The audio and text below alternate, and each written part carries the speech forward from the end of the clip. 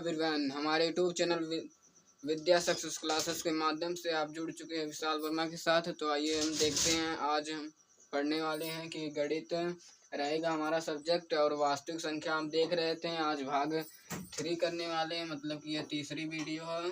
Play list में पहली और दूसरी वीडियो चली जाएगी, आप लोग देख लीजिएगा। उसको नहीं देखे हैं तो प्रश्नावली 1.1 का हम लोग करेंगे, जो कि रहेगा क्वेश्चन नंबर रहेगा 3 दिया है। प्रश्न 3 क्लास 10th के लिए वीडियो है। प्रश्न 3, अभाज्य गुणनखंड खंडन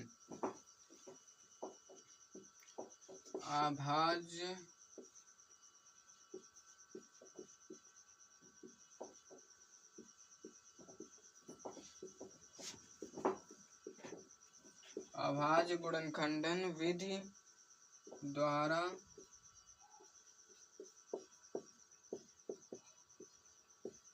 निम्नलिखित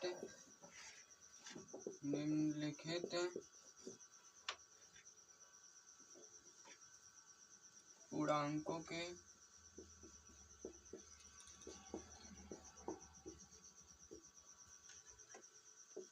HCF और LCM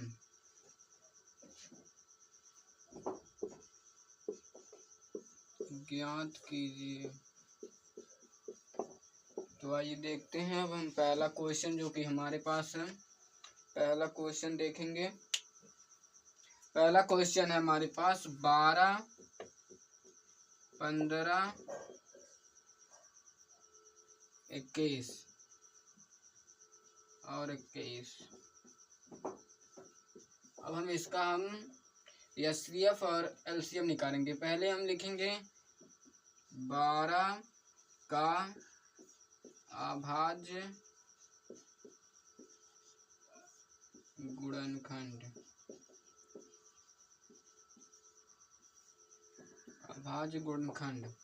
फिर लिखेंगे 15 का अभाज्य गुणनखंड, फिर लिखेंगे 21 का अभाज्य गुणनखंड। तो इसका 12 का होगा 2 गुणे 2 4 हो गया, गुणे 3। अब 15 का हम अभाज्य गुणनखंड लिखेंगे तो आएगा हमारे पास 3 गुणे 5। फिर 21 3 गुणे 7। अब हम यहाँ पर जो कॉमन हो जा रहा है, मतलब कि 3 यहाँ पर कॉमन हो जा रहा है, तो यहाँ 3 हम बाहर निकाल लेंगे इसको। यही हमारा HCF हो जाएगा, जो कॉमन हो जाएगा उसमें वही HCF हो जाएगा। HCF मतलब कि हाईएस्ट कॉमन फैक्टर, आप लोगों को पिछले वीडियो में बता चुके हैं। अब LCM हम लोग निकालेंगे। जो कॉमन हो गया है उसको एक ही बार लिखेंगे, मतलब कि यहाँ पर 2 और 2 बचा, 2 गुणे 2। फिर जो कॉमन हो गया उसको एक ही बार लिखेंगे, फिर 5, फिर 7। तो 420 यही हमारा आंसर हो जाएगा।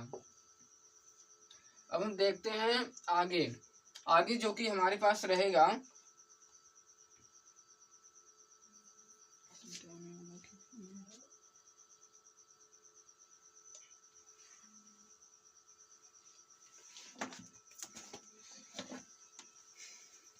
अब देखते हैं आगे।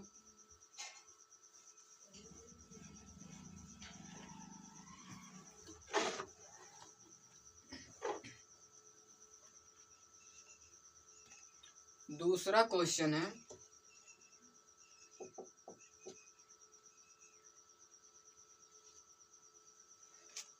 17, 23, 29। 17, 23 और 29। 17 का जो होगा वो 17 का अभाज्य गुणनखंड, जो कि होगा हमारे पास 17। 23 का भाज्य गुणनखंड बराबर होगा 23 का भाज्य गुणनखंड बराबर होगा 23। क्योंकि इसका किसी भी संख्या से कटेगा नहीं, क्योंकि 17 सिर्फ और सिर्फ 17 से ही कटता है, और 23 सिर्फ 23 से ही कटता है, क्योंकि यह अभाज्य संख्या है। और 29 का अभाज्य गुणनखंड, 29 भी एक अभाज्य संख्या है, वह भी सिर्फ 23 से ही कटेगा और किसी भी संख्या से नहीं कट सकता।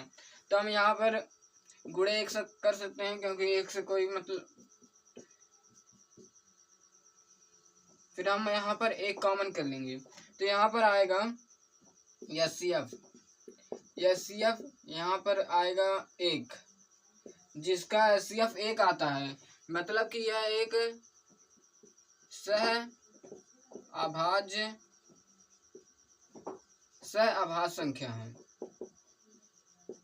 एचसीएफ 1 आ जाए तो वह सह अभाज्य संख्या हो जाएगी। फिर हम यहाँ पर एलसीएम भी यहाँ पर निकालने के लिए कहा है, तो यहाँ पर हम एलसीएम निकाल लेंगे। 17 गुणे 23 गुणे 29 बराबर आएगा हमारे पास, गुणा कर लीजिएगा आप लोग, 11,339।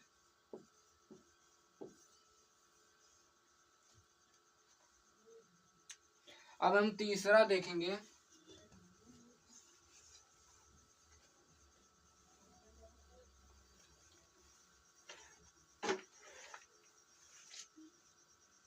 तीसरा हमारे पास 8 9 25,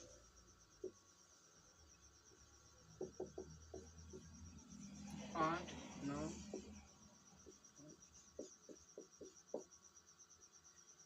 25। अब ये लोग आप लोगों का कमेंट करिए कि इसका आंसर क्या होगा। इसका आंसर आएगा एचसीएफ आएगा इसका 1 आएगा एचसीएफ, तो यह रहेगा सहभाज्य संख्या।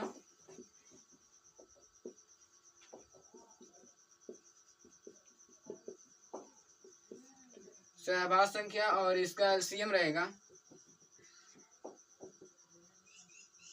8 गुणे 9 गुणे 25।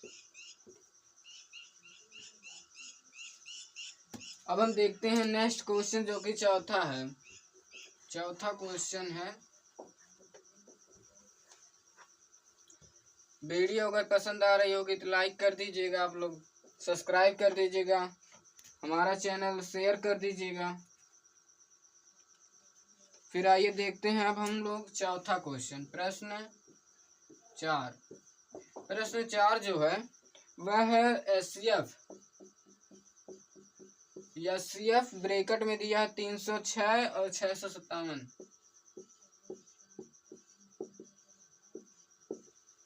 बराबर दिया 9, ये दिया है। तो एलसीएम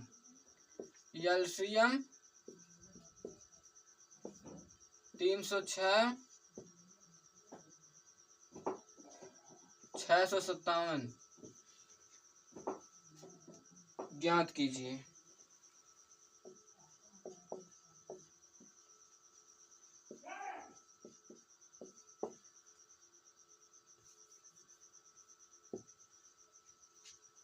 अब हमारे पास आ जाएगा, यहाँ पर एक फार्मूला लगता है, जो कि होता है दो संख्याओं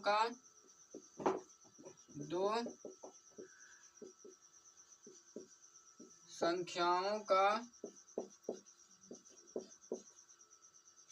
गुणनफल बराबर एचसीएफ गुणे एलसीएम। यही फार्मूला पर हम इस क्वेश्चन को रख देंगे और आंसर आ जाएगा।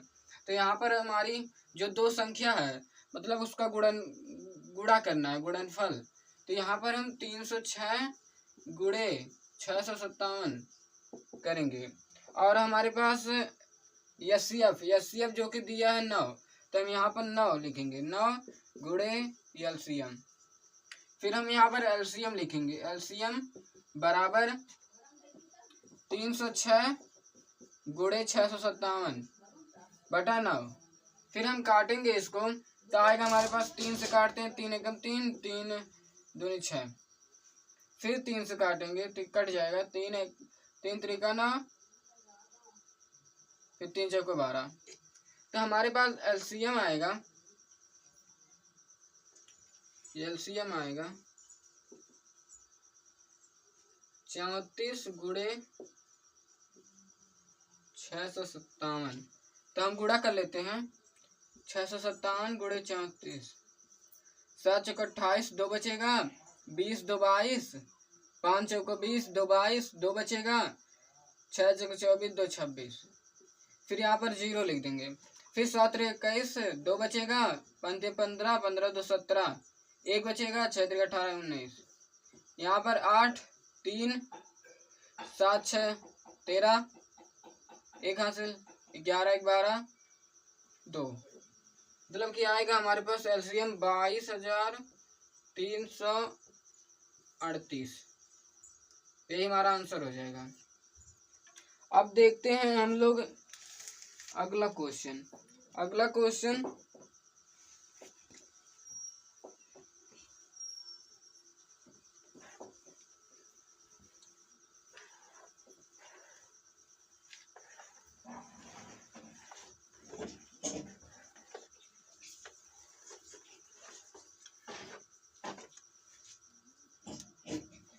जो कि दिया हमारे पास, जांच कीजिए कि नंबर 5,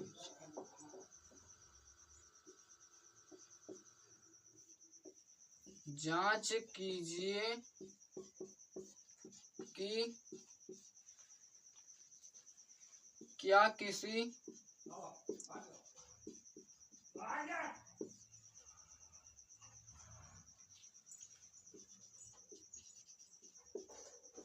प्राकृतिक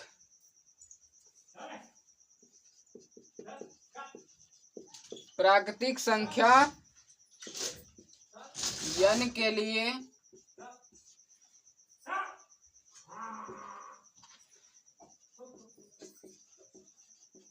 संख्या 6 n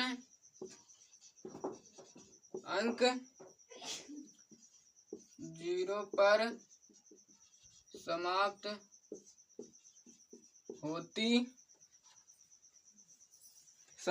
हो सकती है।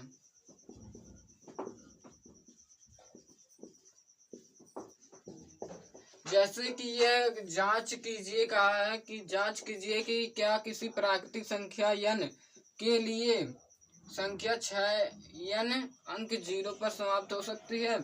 तो इसका हम आंसर करेंगे, पहले 6 n लिखेंगे, फिर यहाँ पर हम कॉमन इसमें करेंगे, तो 2 गुणे 3 होगा, क्योंकि यह इसमें 5 या फिर 5 नहीं है और यहाँ पर 2 नहीं है। क्योंकि अगर 5 और 2 रहता तो 5 और 2 रहता तो यहाँ पर 10 आने की चांस होते, तब आखिरी अंक 0 पर समाप्त होने की चांस रहते। यहाँ अन्यथा यहाँ पर नहीं आया है तो यह 0 पर समाप्त नहीं हो सकते। तो इसका आंसर कैसे लिखेंगे, स्क्रीन पर आप लोगों को दिख रहा होगा, वही नोट कर लीजिएगा आप लोग। तो आइए अब देखते हैं अगला क्वेश्चन।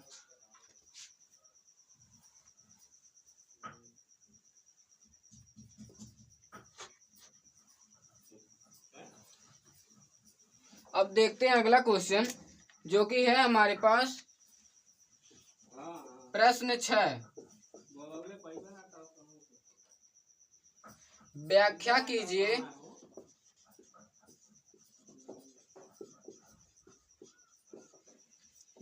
कीजिए कि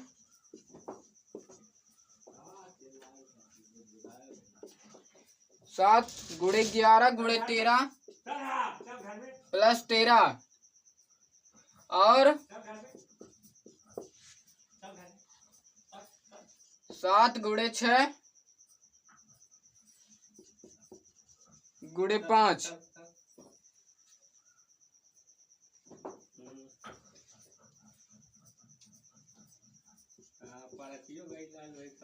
गुणे 3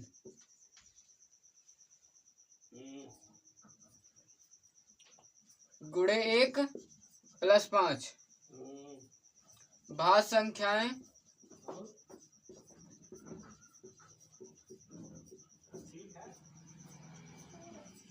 क्यों हैं। तो यहाँ पर पहला क्वेश्चन ये है, दूसरा क्वेश्चन ये है। मतलब ये कह रहा है इसमें यह भाज्य क्यों है। तो यहाँ पर हम सिद्ध करेंगे इसको, भाज्य क्यों है। तो यहाँ पर लिखेंगे संख्या बराबर 7 गुणे 11 गुणे 13 प्लस 13। तो यहाँ पर हम देखेंगे इसमें क्या कॉमन हो रहा है। तो कॉमन हो जाएगा हमारे पास 13 कॉमन हो जाएगा, और 7 गुणे 11 प्लस 1, तो यहाँ पर 77 हो जाएगा। 77 एक 78, तो यहाँ पर 13 गुणे 78। तो यहाँ पर 13 गुणे 78 है, क्योंकि यह इसमें कह रहा है भाज्य संख्या सिद्ध करना है। तो यहाँ पर यह संख्या गुणा में है, यानी कि यह संख्या यक्ष जो है वह 2 या 2 से अधिक अभाज्य संख्याओं का युग्म है। तो कह सकते हैं हम जो ये अभाज्य संख्या है, तो ये हम लिखेंगे यक्ष 2 या 2 से अधिक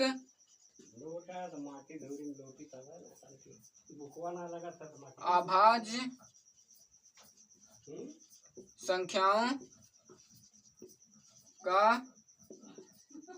गुणनखंड है, अर्थात यह भाज्य संख्याएं हैं।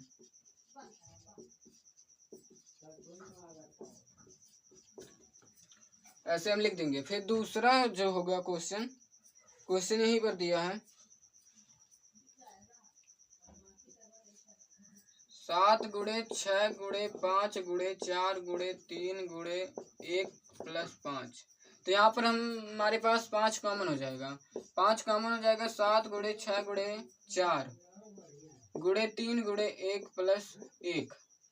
तो यहाँ पर हमारे पास होगा 5।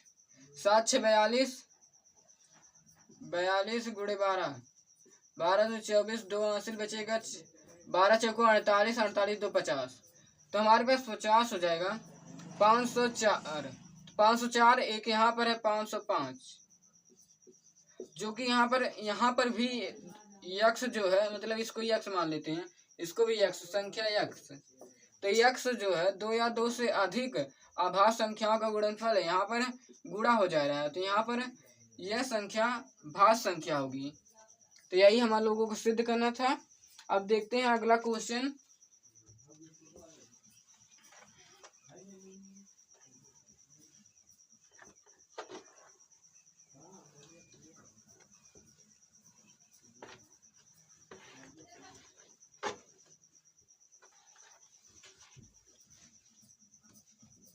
जो कि दिया है, किसी खेल के मैदान के चारों ओर एक वृत्ताकार पथ है। मैदान का एक चक्कर लगाने में सोनिया को 18 मिनट लगते हैं, जबकि इसी मैदान का एक चक्कर लगाने में रवि को 12 मिनट लगते हैं। मान लीजिए कि वो दोनों एक ही स्थान से एक ही समय पर चलना प्रारंभ करके एक ही दिशा में चलते हैं, तो कितने समय बाद वे पुनः प्रारंभिक स्थान पर पहुंच जाएंगे। तो यहाँ पर हम इसका जैसे कह रहा है कि 2 लोग हैं, एक है सोनिया और एक है रवि।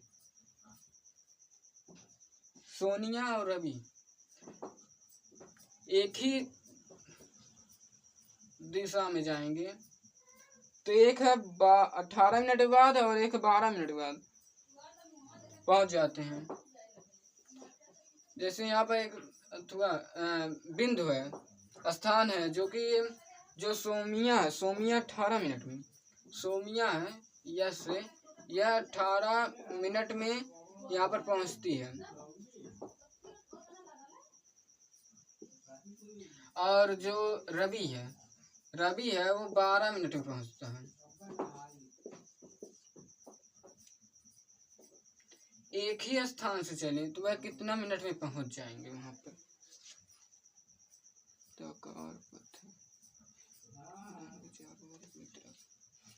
किसी खेल के मैदान के चारों ओर एक वृत्ताकार पथ है। मैदान का एक चक्कर लगाने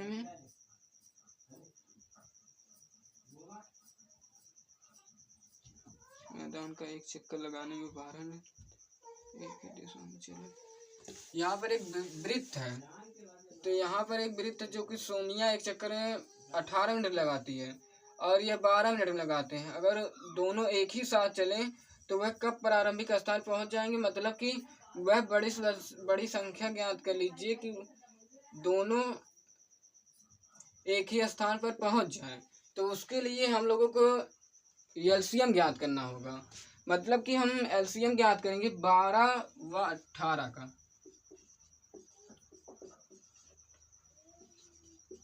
का एलसीएम लेने पर। तो हम एलसीएम लेंगे, एलसीएम 12 का हो जाएगा 2 गुणे 3 गुणे 2। 18 का होगा 2 गुणे 3 गुणे 3। यहाँ पर 2 कॉमन हो जाएगा, यहाँ पर 3 हो जाएगा। तो हम एलसीएम निकालेंगे जब, तो आएगा हमारे पास 2 गुणे 3 गुणे 3, जो कि हमारे पास होगा 4 और 9, 9 चौके 36 आ जाएगा। अतः वह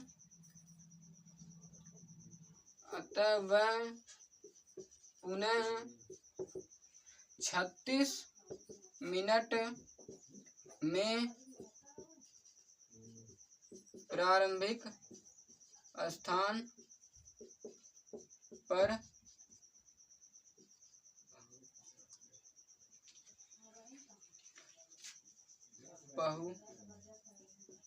पहुंचेंगे। अतः वह 36 मिनट में प्रारंभिक स्थान पर मिलेंगे या फिर पहुंचेंगे, मिलेंगे लिख देना, मिलेंगे। अब हम देखते हैं अगला क्वेश्चन। अगला है जो कि प्रश्नावली 1.2 का प्रश्न है।